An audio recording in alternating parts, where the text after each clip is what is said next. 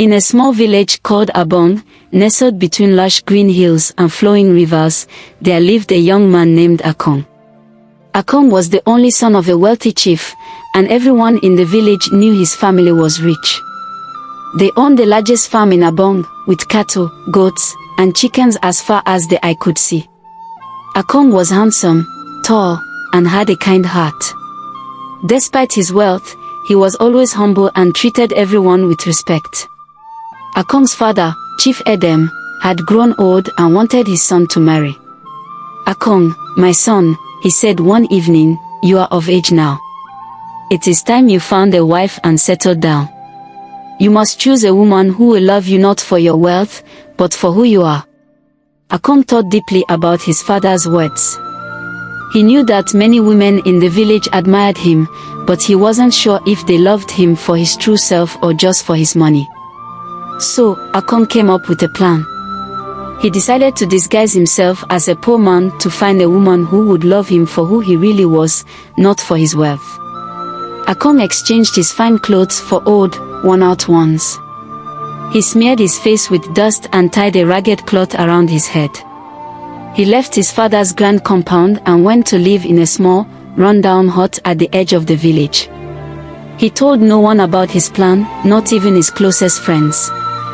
Days passed, and Akong worked as a laborer on other people's farms. He was strong and hardworking, and despite his poor appearance, he was still polite and gentle.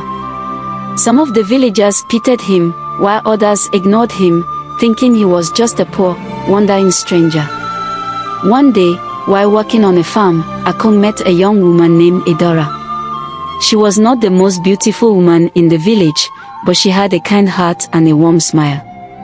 Edora lived with her grandmother, who was old and frail. She worked hard every day to take care of her grandmother and never complained about their poverty. Akong noticed how Edora treated everyone with kindness and how she always shared what little she had with those in need. He was drawn to her gentle nature and began to spend more time with her. They would talk for hours after work, sharing stories and laughter. Edora never asked about his past or why he was so poor. She seemed to care only about the person he was inside. As the days turned into weeks, Akong realized he had fallen in love with Edora. He wanted to reveal his true identity to her, but he was afraid she might be upset that he had deceived her. However, he knew he could not keep up the lie forever. One evening, as they sat by the riverbank watching the sunset, Akong took a deep breath and decided to tell Edora the truth. "Edora," he began, "there is something you need to know about me. I have not been entirely honest with you." Edora looked at him with concern but did not interrupt. Akong continued, "I am not the poor man you think I am. My real name is Akong, and I am the son of Chief Edem.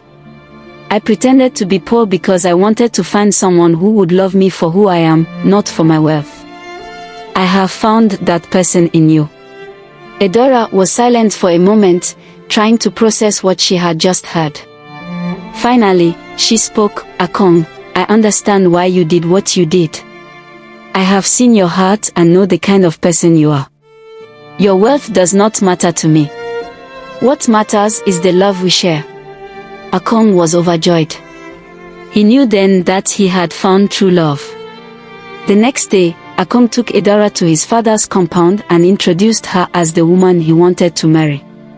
Chief Edem welcomed her with open arms, seeing the love and happiness in his son's eyes. The news of Akong's true identity spread quickly through the village, and everyone was surprised to learn that the poor laborer was actually the wealthy chief's son.